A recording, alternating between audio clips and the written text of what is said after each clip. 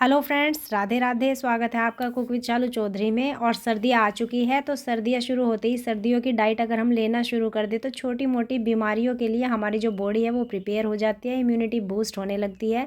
साथ ही जिनको कैल्शियम की कमी, आयरन की कमी है, उनके लिए ये लड्डू बहुत बेनिफिशियल हैं। तो ये मल्टीग्रेन लड्डू मैंने बनाए हैं, जिनको बनाने के लिए सबसे पहले हम लेंगे एक भारी तले की कढ़ाई, जिसमें डालेंगे हम 1 चम्मच घी। देसी घी यहाँ पर यूज़ करना है, जिसमें 200 ग्राम डालेंगे बादाम, 200 ग्राम डालेंगे काजू। और दोनों को ही लो टू मीडियम आंच पर हमें 3 से 4 मिनट के लिए भूनना है। उसके बाद हम इनको निकाल लेंगे। ये दोनों ही चीज़ें हमारे दिमाग, हड्डी और स्किन के लिए बहुत बेनिफिशियल होती है। उसके बाद हम कढ़ाई में फिर से 1 चम्मच देसी घी डालेंगे और उसमें डालेंगे हम 200 ग्राम किशमिश।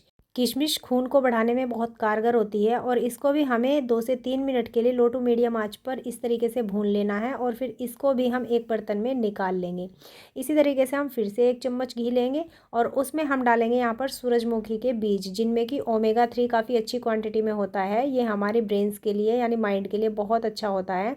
तो ये बीज भी मैंने 200 ग्राम लिए हैं। आप चाहें तो इनको 100 ग्राम की क्वांटिटी में भी डाल सकते हैं।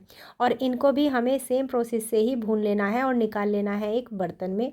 उसके बाद हम यहाँ पर लेंगे मगज यानी खरबूजे के बीज। इनको भी हमें इसी तरीके से भून लेना है 2 से 3 मिनट के लिए। भूनने से होगा ये कि हमारे लड्डू जैसे 1 से 2 महीने के लिए भी रखे रहेंगे ना, तो वो ख़राब नहीं होंगे।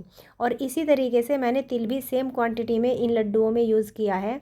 सफ़ेद तिल का मैंने यहाँ पर यूज़ किया है, क्योंकि काफ़ी लगभग 4 से 5 किलो ये लड्डू हमारे बनकर तैयार होंगे, तो 200 ग्राम ही मैंने यहाँ पर तिल लिया है। और सेम इसी प्रोसेस से मैंने इसको भी भून लिया है। अब हम क्या करेंगे, यहाँ पर लेंगे सूखा गोला मैंने यहाँ पर लिया है आधा किलो। और इसको हमें ग्राइंड कर लेना है, सेमी ग्राइंड कुछ इस तरीके से। मैंने इसको पीसेस में काटा और मिक्सी में डालकर इसको इस तरीके से ग्राइंड कर लिया, या फिर आप कद्दूकस भी कर सकते हैं। और इसको भी 1 चम्मच देसी घी में इसी तरीके से भूनकर निकाल लेना है। अब हम डालेंगे 3 से 4 चम्मच देसी घी और उसमें डालेंगे हम 200 ग्राम मखाने, क्योंकि मखाने क्वांटिटी में अच्छे खासे चढ़ जाते हैं। और जब ये कुछ इस तरीके से फूटने लगे ना, कुरकुरे हो जाए, तो हम इनको भी बाहर निकाल लेंगे। तो फर्स्ट स्टेप हमारा पूरा हो गया। अब चलते हैं सेकंड स्टेप की तरफ, जिसमें हम लेंगे 400 ग्राम गेहूं का आटा और 200 ग्राम लेंगे हम बेसन और 400 ग्राम लेंगे रागी का आटा।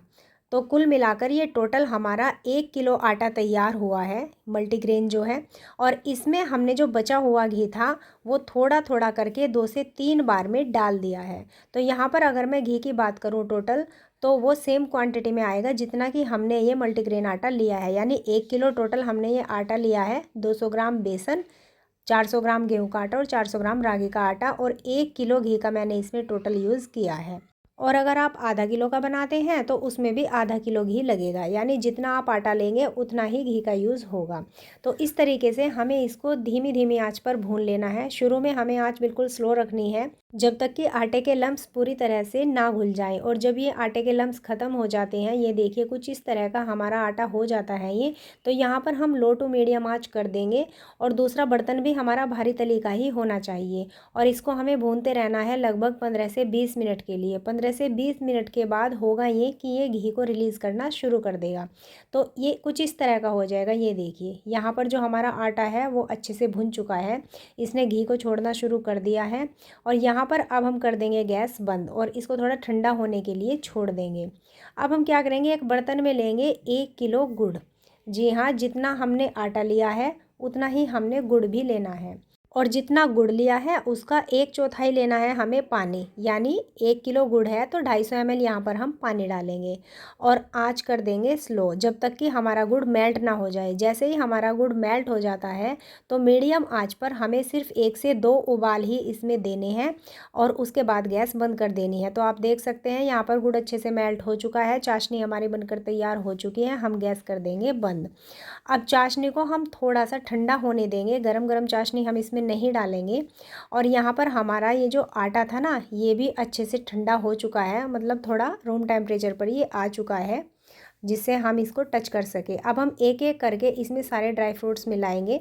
तो यहाँ पर आप देख सकते हैं कि मैंने तिल, मगज, किशमिश, इनको मैंने ग्राइंड नहीं किया है। और जो सूरजमुखी के बीज है ना, उनको मैंने थोड़ा सा सेमी ग्राइंड किया है, पूरी तरह से नहीं किया। इसी तरीके से मैंने काजू बादाम को भी सेमी ग्राइंड किया है।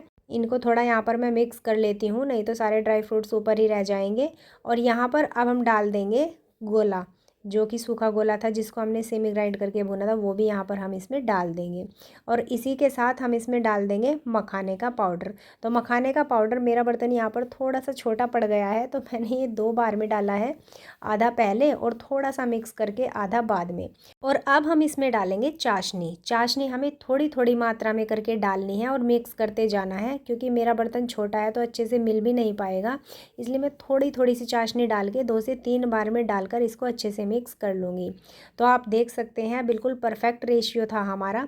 अभी यहाँ पर आप देख सकते हैं मैंने थोड़ी चाशनी बचाई हुई है, तो मैं लड्डू बांध कर देखती हूँ तो वो पूरी तरीके से नहीं बन रहा है, तो बची हुई चाशनी भी हम यहाँ पर इसमें डाल देंगे। और यहाँ पर मैंने 2 हिस्सों में डिवाइड करके और इसको मिक्स किया था, क्योंकि मिक्सचर कुछ ज़्यादा ही हो गया था। और इस तरीके से टोटल हमारा जो रेशियो था ना गुड़ का और आटे का और ड्राई फ्रूट्स का, वो इतना अच्छा रेशियो बैठा कि सारी चीज़ें, मतलब कोई भी चीज़ ना कम हुई ना ज़्यादा हुई। बहुत अच्छे लड्डू बंधे हैं। ये देखिए सारी चीज़ें मिक्स करने के बाद जब हमने लड्डू बांधे तो कितने अच्छे से बाइंडिंग इसमें आ रही है। और इस तरीके से मैंने ये 5 किलो लड्डू बनाकर तैयार किए हैं, आप देख सकते हैं। तो फ्रेंड्स, कैसी रही आज की ये स्वीट सी शेयरिंग सर्दियों की, बताना ज़रूर। और लड्डू बनाना, अपनी फैमिली को खिलाना और वापस आकर कमेंट बॉक्स में ज़रूर बताना कि आपका एक्सपीरियंस कैसा रहा है।